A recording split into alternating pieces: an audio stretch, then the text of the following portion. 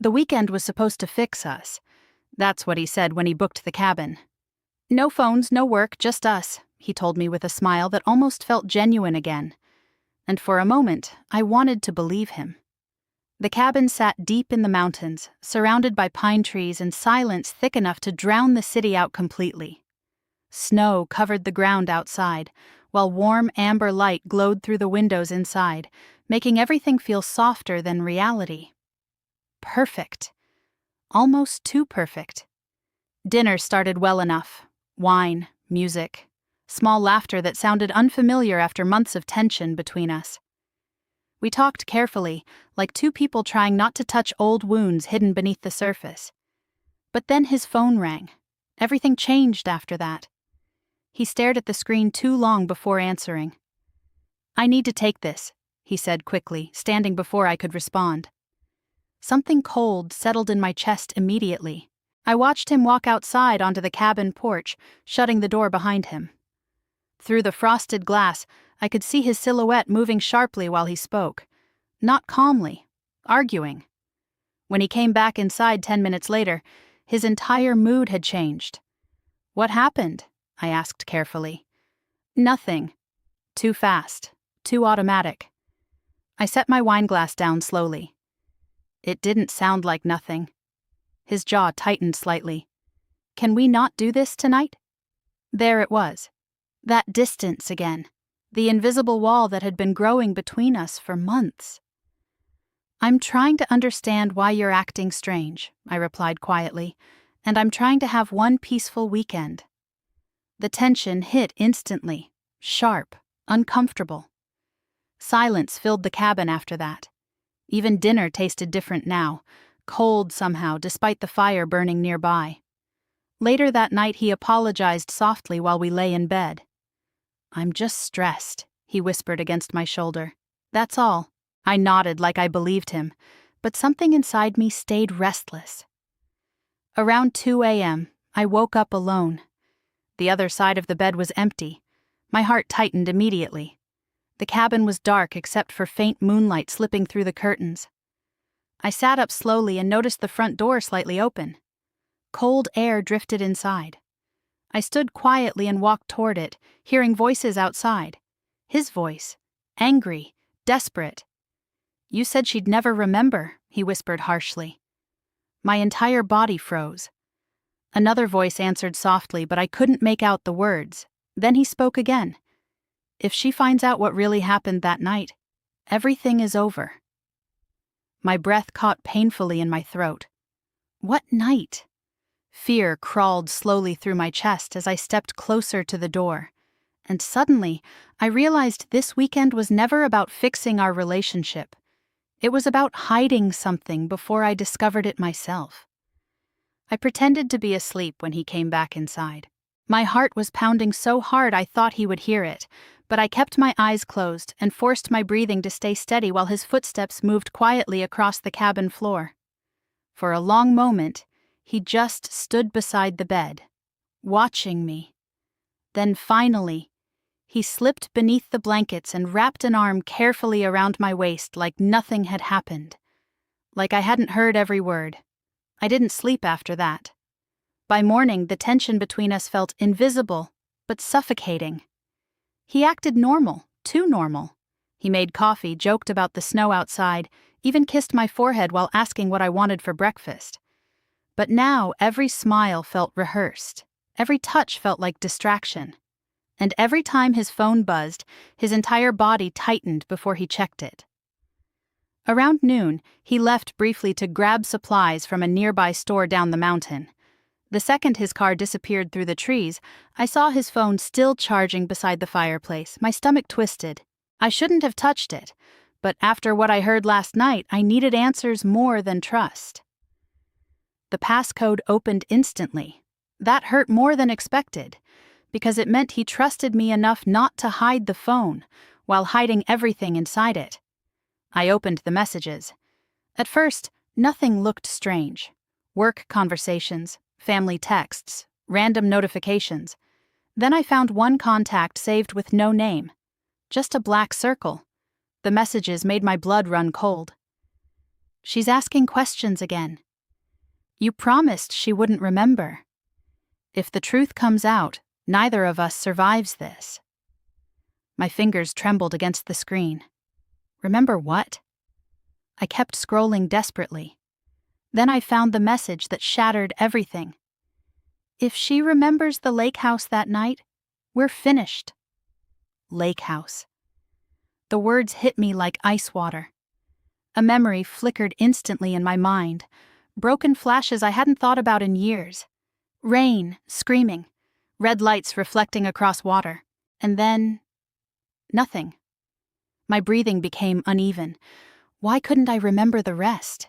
Suddenly, headlights flashed outside the cabin window. He was back. Panic shot through me instantly. I locked the phone quickly and placed it exactly where it had been just seconds before. The cabin door opened. Cold air rushed inside along with him. You okay? He asked immediately, studying my face too carefully. I forced a smile. Yeah. Why? A long pause followed. Then he stepped closer slowly, eyes searching mine with quiet intensity. Because lately, he said softly, you've been looking at me like you're starting to remember something. And in that moment, fear settled deep inside me. Not fear of losing him. Fear that he already knew parts of my past I couldn't remember myself. I couldn't stop thinking about the lake house. The words stayed trapped inside my head like a song I couldn't escape. Every time I looked at him, I saw the messages again. You promised she wouldn't remember. Remember what? By the second night at the cabin, I barely recognized myself. I watched him constantly now. Every movement, every expression, every moment he checked his phone when he thought I wasn't paying attention. And he noticed. You've been quiet all day, he said while pouring wine into my glass that evening. I'm tired. That's not it. His voice stayed calm, but his eyes sharpened slightly. For a second, I almost confronted him right there. Instead, I forced a small smile. You're imagining things. But deep down, I knew something terrifying. He wasn't the only one hiding secrets anymore. Later that night, he told me he needed to drive into town for an urgent work call. The moment he left, I grabbed my coat and followed him. Snow covered the mountain roads as I stayed several cars behind, my hands shaking against the steering wheel. His car eventually turned off the highway and stopped outside a small lakeside motel hidden deep among the trees. My stomach dropped instantly. Lake house, lake. This couldn't be coincidence. I parked far enough away not to be seen and watched him enter room 12. A few minutes later, another car arrived. A woman stepped out. Older than me, dark hair, nervous movements. She looked around carefully before entering the same room. My pulse pounded painfully in my ears. I moved closer through the falling snow until I reached the window beside the room. The curtains weren't fully closed. I could hear them. She's starting to remember, the woman whispered urgently. I know, he replied. Then tell her the truth before it gets worse. Silence. Then his voice came again, lower this time. You told her it was an accident, didn't you? My breath caught. The woman looked away. What else could I say? The room suddenly felt too small, even from outside. Accident, lake house, memory loss. Pieces of something broken were beginning to move together inside my mind. Then I heard my own name. And his next sentence made my blood turn cold. She still doesn't know she was there when he died. The world stopped. Snow fell silently around me while my entire body froze beside the motel window. Because deep inside my mind, something buried suddenly shifted, and for the first time in years, I remembered screaming. I drove back to the cabin in complete silence. My hands shook so badly on the steering wheel I could barely keep control of the car. His words echoed endlessly inside my head. She still doesn't know she was there when he died. Every buried memory was beginning to crack open now. Rain, a lake, someone screaming my name, and blood. By the time he returned to the cabin later that night, I was already waiting for him. The fire burned low beside me while the storm outside rattled the windows violently. The moment he walked in, he knew. His face changed instantly.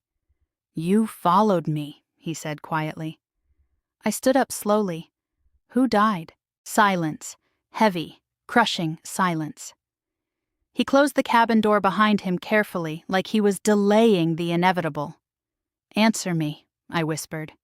His eyes filled with something close to panic. It wasn't supposed to happen like that. That sentence shattered whatever trust we still had left. "You lied to me for years," I said, my voice breaking. "You let me believe I was losing my mind instead of telling me the truth. I was protecting you." "No," I snapped sharply. "You were protecting yourself." The room went silent again, and the look on his face told me I was right. Tears burned my eyes as fragments of memory crashed harder now. Flashing headlights near the lake, a fight, someone falling.